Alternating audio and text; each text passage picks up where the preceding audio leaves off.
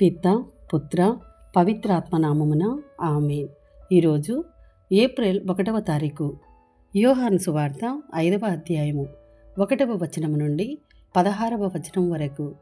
ఆ పిదప యూదుల పండుగ ఒకటి వచ్చెను. ఆ సందర్భమున యేసు యెరూషలేమునకు వెళ్ళెను. యెరూషలేములో గొర్రెల వాకిలి వద్ద ఒక కోనేరు కలదు. దానిని హిబ్రూ భాషలో బెసెతా అందురు. దానికి 5 మండపములు ఉన్నవి. ఇచ్చట పెక్కుమంది గ్రుడ్డి, కుంటి, పక్షవాత రోగులు ఆ నీటి కదలికలకై నిరీక్షించుచుండెడివారు. అప్పుడప్పుడు దేవదూత దిగివచ్చి ఆ కోనేటి నీటిని కదిలించును.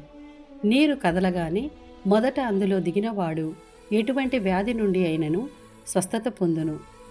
38 ఏండ్ల నుండి వ్యాధి పీడితుడు ఒకడు అక్కడ ఉండెను. యేసు ఆ రోగిని చూచి, వాడు బహుకాలము నుండి అచ్చట ఉన్నాడని గ్రహించి, నీవు స్వస్థత పొందగోరుచున్నావా అని అతనిని అడిగెను. అందుకు అతడు, అయ్యా, నీరు కదిలినప్పుడు నన్ను ఈ కోనేటిలో దించువాడెవడనూ లేడు.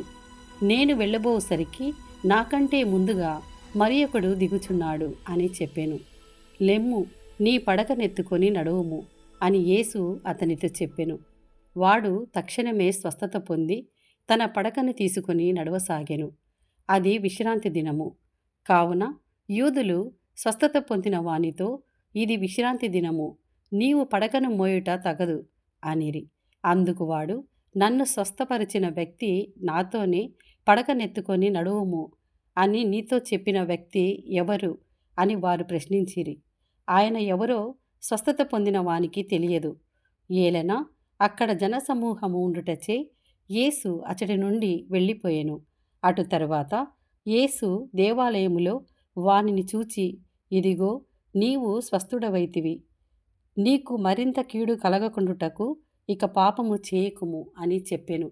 వాడు వెళ్ళి యూదులతో తన్ను స్వస్థపరిచినది యేసు అని చెప్పెను.